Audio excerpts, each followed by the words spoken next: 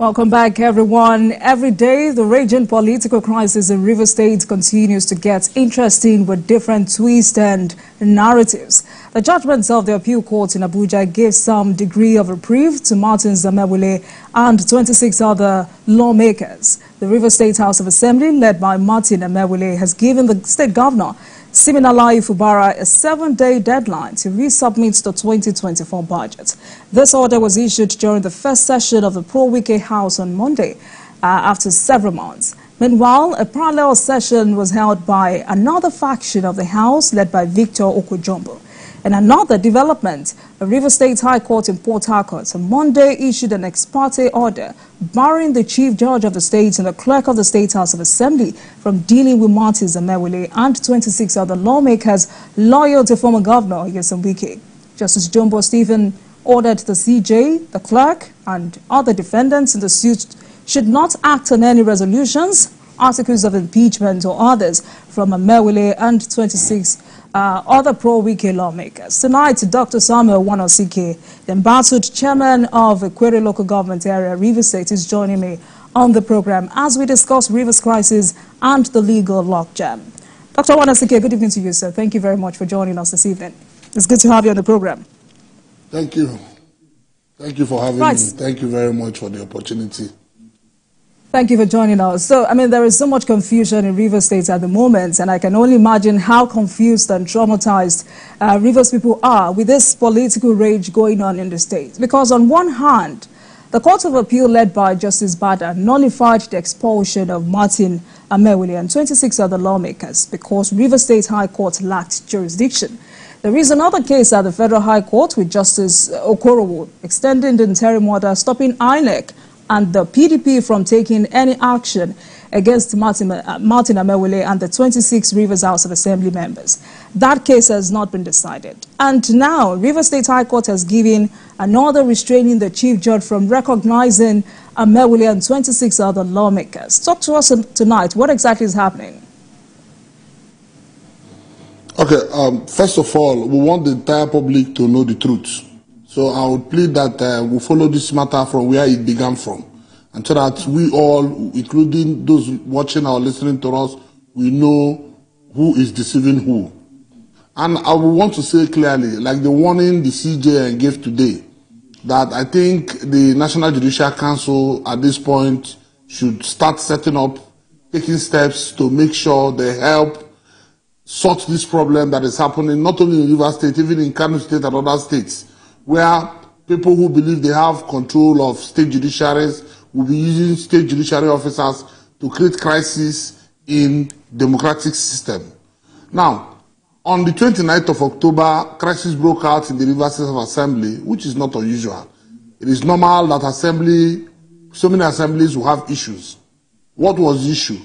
The then leader of the House of Assembly, Right Honorable Edison Ehie, was impeached as the leader of the 10th House of Assembly, also suspended on that same sitting, alongside him and 3 other of his colleagues, Honorable Okojombo from Bonnet, Honorable Sokari Goodhead from Ahoda West, and the man representing the governor, the governor's assembly member from Opuponkoro. They were all suspended indefinitely. So from that moment, they had issues they needed to sort out in court over their suspension. That they have not done. All of a sudden, all we could see was that the governor, with his immunity and whatever that they were doing in Government House, raised an issue to say, oh, Edison is now a parallel speaker. Now the question is that in a democracy, there are rules. Even if you have immunity, you cannot write the laws of Nigeria because you're the governor of the state. It won't happen.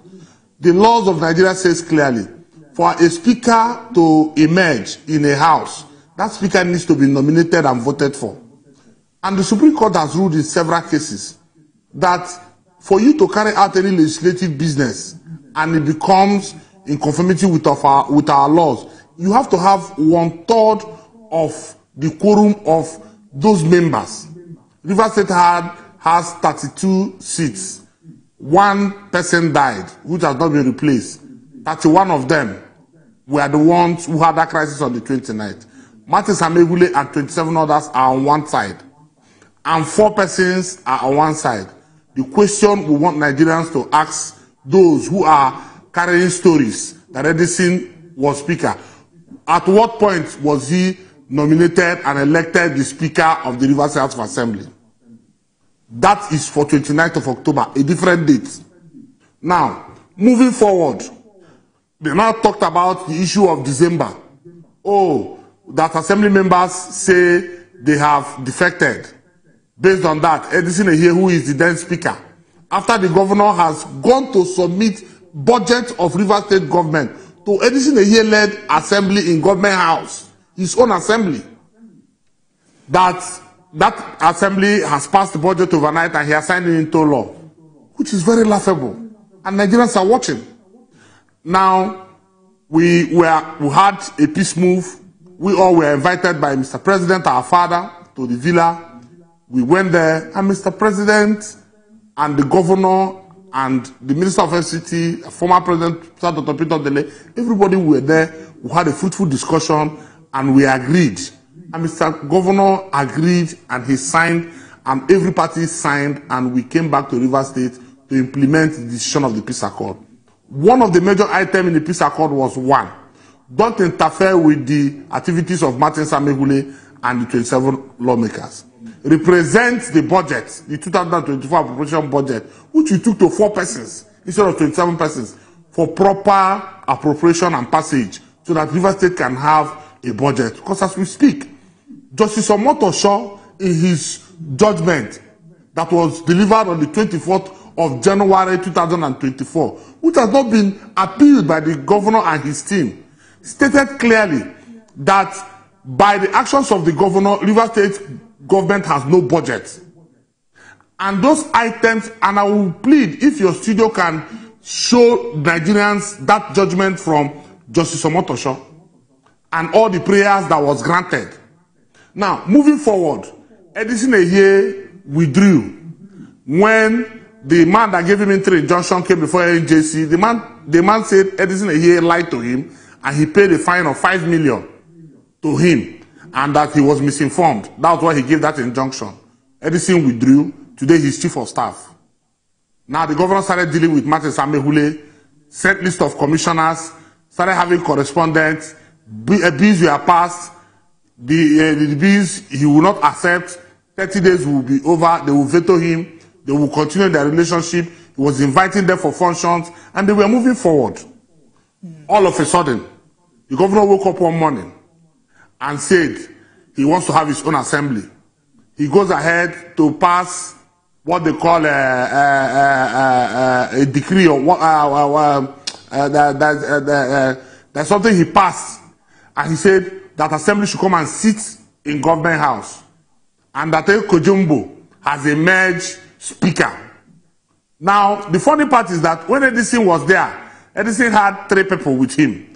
Now, Edison is no more a member of the assembly based on his resignation from the house. Okojombo now has 2 other persons with him. The question is 2 1/3 of the 31 members? So Okojombo does not exist in the eyes of the law. Let me finish, man.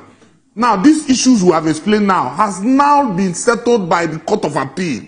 Court of Appeal said, read the ruling, let your studio show it to the world, that because the man who gave Okojombo the expertise order, Justice Wele of the State High Court, lacked jurisdiction. Okojombo and his team does not exist. All actions taken by Okojombo is here null and void, including screening of caretaker committee, screening of commissioners, screening of attorney general, or any other action that Okojombo and his team has taken. Rather than go to appeal the judgment of the Court of Appeal and the Supreme Court, the governor have decided again to flout the laws of Nigeria out of desperation and worry of what he is speculating that will happen. He has gone to another court to go and seek another injunction by a judge he just swore in a few weeks ago. Probably Nigerians cannot see that he was in a hurry to swear in that judge because he wanted him to do a hatchet job. The judge has given him an injunction, interim injunction, to stop the CJ and the clerk from having a relationship with the same people you claim that does not exist. The question is, everybody is screaming, oh, because they defected based on section 109, that their seat has been declared vacant. But they forget that the same constitution, if you call down to that same 109, they say a presiding officer will trigger that action. Who was that presiding officer? All right, so let me come in here, Dr. Logjam does not exist. Let me come in here. Who was the presiding officer that declared their seats vacant? All right, so let me come in here because I allowed you to go on with that background story because this matter has been on for a long time. And like I said, everyone is confused. But while focusing on the Court of Appeal's judgment in favor of Martin Amaewhule, some lawyers have argued that the Court of Appeal only ruled on the matter of jurisdiction and not whether Martin Amaewhule and his group are still legitimate members of the Assembly. And so the Federal High Court should be the arbiter. But the Logjam group have said they will appeal that judgment at the Supreme Court. How worried are you that this may go both ways? No, I'm not worried. It's their right to appeal. They should appeal the matter to the Supreme Court. And the Supreme Court will hear the argument from both sides of the lawyers, and they will take a position. Like I always ask, if you say their seats are declared vacant, is it automatic? You cannot put something on nothing and expect it to stand. There must be a court of competent jurisdiction that will do so. They should tell us on what suit, who is the person or which judge or which court has declared Martin Amaewhule and other seats vacant. You see, the truth of the matter is that Nigeria, we are running a constitutional democracy. It is not a sentimental democracy or it's not a military rule where the man in the helms of affairs will decide. Like today, there was a statement credited to our governor, where our governor is saying that he is the one that wanted to help assembly members. It shows clearly that our democracy is being ridiculed. Where our governor believes that the budget spending time that he had for the 2023 budget that he inherited, which has elapsed on the 31st of June, that he can go ahead and continue spending River State money without appropriation. And that he's saying that he's not going to obey the ultimatum given by Martin Amaewhule for him to represent the budget. Even when Mr. President met with us, Mr. President advised the governor, said the right thing to do is to take the budget to the 27 members and play the game as a politician on how your budget, not even him, Mr. President, he takes his budget to the National Assembly and he goes through the rigors of making sure a budget is being passed, even when he is the president. And the governor is saying that he's only working on 2025 budget, that he was the one paying the school fees and feeding the assembly members so they cannot question in a democracy. So what we are saying is that it is their right to go to the Court of Appeal, to the Supreme Court, and let the Supreme Court speak on this matter. If of being the House of Assembly, as the ruling of the Court of Appeal stands today, Martin Amaewhule is the Speaker of the River State House of Assembly, and all actions taken by Logjam from the date that Court of Appeal gave that ruling, they are all contempt of court. And we are asking that for people to respect this democracy that we're practicing in Nigeria, it should not be, it's not a matter of River State. It's not a River State matter. It is a matter of what is the right thing to do. That the NJC, Nigeria Bar Association, should rise and say, we want the laws of this country respected, whether by the governor or by whoever is at the helms of affairs. That is the right thing to do. All right. So at the moment, the House has written to the governor, and in that letter, the House gave the governor a 7-day ultimatum to come and resubmit the budget. But it looks like the governor is calling their bluff. Two questions now. If within the next 7 days, the governor decides to say, you know what, I will represent this budget, is this capable, is this enough to douse the tension in the state? Of course. If the governor takes the step of obeying the ruling of the Court of Appeal and brings the budget before the House will do justice to that budget, and there will be a formal passage of appropriation. Now, River State will now have a framework via which funds of the state will be expended in governing the state. He's our governor, and he cannot govern us without the rule of law. He cannot govern us without obeying court orders. he should be a typical example as a gentleman that he is, to say, oh, this is the court ruling. Okay, gentlemen, we will obey the court. We will follow all our steps and make sure we get this and that set aside and that set aside. Not going to get interim injunctions to create more crisis in the issue. If he presents the budget today, I can assure you, Martins and all the House of Assembly members will work day and night to make sure that that budget is passed for the good of Rivers people. All right, so let's go back to the peace agreement signed in December. Why was it hard for that agreement to work? We were surprised. You see, when we came back from the villa, we were so surprised to see the amount of statements being issued by those who didn't even attend the meeting. In fact, some even claimed that Mr. President put the governor on duress for the governor to sign, and several statements. They even went to court. He had to he took the governor to do a broadcast to tell them, no, Mr. President did not put me under duress. I signed this peace accord for peace sake, and I'm going to implement them. And we, all of us, appreciated him and we thanked him, because nobody would want to live in a situation of crisis. And so we watched the assembly members do theirs. Less than 24 hours, they wrote to him, withdrew the notice they gave as directed by Mr. President, and the governor resubmitted the names of the commissioners that resigned. And the next thing we were expecting was that the governor was going to bring the budget, and so that the relationship will now come in. But the governor refused to bring the budget. What we now heard was that, oh, that they've gone to court, oh, that is a political solution, that has no law that says that the governor should obey it. All of a sudden, the governor now turned and decided to call bluff the entire agreement, as he said before Mr. President. He agreed before Mr. President, because Mr. President was very specific. Because I was in that meeting as a local government chairman. The 23 local government chairmen were invited to that meeting. And Mr. President, in each item that was read out by Sir Dr. Peter Dele, the former governor, Mr. President will pause and say, His Excellency, do you understand what he has read? Are you going to implement it? Okay. He took it step by step. So there was no ambiguity in all the issue. So for me, those who kept this crisis going on, they know why they did so, because they want to line their pocket. We are seeing what's happening in our state.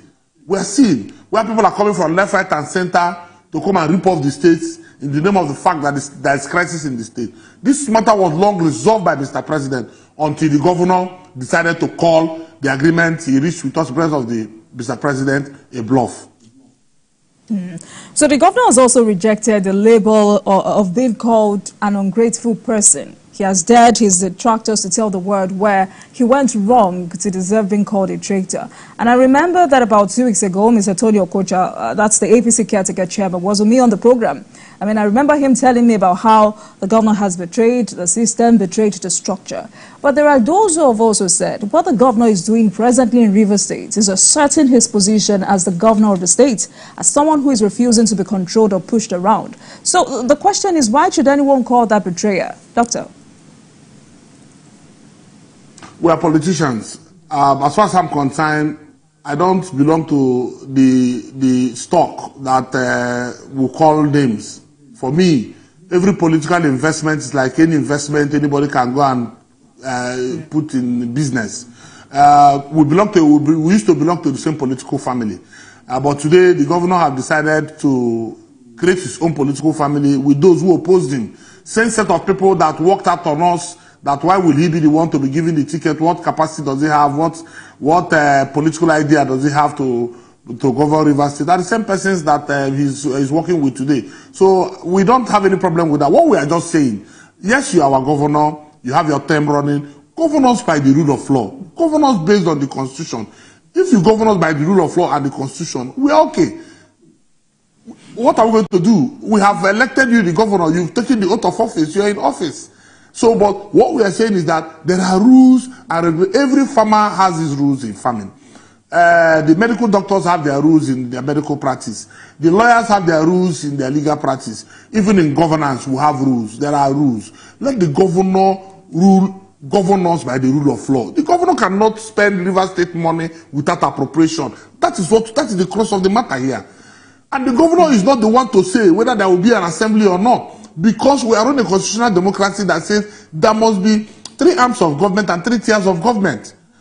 You know, when people come and tell the governor, oh, as the governor, you're very powerful, they forget to tell him that the governor is as powerful as his House of Assembly if he has their backing. That is the truth. But Doctor, why has it also been hard for prominent sons and daughters of Rivers State to resolve this crisis? Because, you know, at a point, former Governor Peter Odili had also said politics is over. It's now time for governance. But surprisingly, that crisis really intensified. And this leaves a lot of Nigerians worried about why those words did not have any significance on this matter. I mean, after all, former Governor Peter Odili is a man many sons and daughters of Rivers State call the father of modern-day politics in Rivers State. So what's happening? If the governor would disobey the 8-point agenda, Mr. President, and all of us agreed, who else will the governor listen to? He just look at it now. If the governor will come out to the public and say he will not implement the 8-point agenda he agreed with Mr. President, who else do you think the governor will listen to? So we've passed that stage. As it is today, we are asking the governor to govern us by the rule of law, obey legitimate court orders, govern us by the Constitution of Nigeria. That is where we are. All right, now, so we'll come back to that. But let's talk about you and your fellow embattled chairman in Rivers State. Politically, what is the state of things in the Kwere local government area as we speak? As we speak, the IG and his team are safeguarding the properties of all the 23 local government councils, because by the ruling of the Court of Appeal, the CTC that the governor brought through the back door has been quashed. And so, as far as we are concerned, we are waiting for a court of competent jurisdiction to give a proper ruling of which direction the third tier we head to. And don't forget, Justice Omotosho in his judgment told the governor, don't dissolve local government chairman, don't set up caretaker committee, conduct local government election as at when due. The question is, now that we are here, we are saying, let the court of competent jurisdiction give a ruling who is the proper leader at the third tier level. Because as you know, based on the ruling of the Court of Appeal, because those CTC chairmen were screened by Okojombo-led assembly, they don't exist. So we have a situation where our governor, based on his actions of not respecting the rule of law, has created a vacuum at the third tier in Rivers State. And so we commend the IG for safeguarding our properties, and we are very hopeful that by the grace of God, something will happen that will make Rivers people know those who are the true leaders at the third tier. All right, Dr. Wanasike, let's take a break, and when we come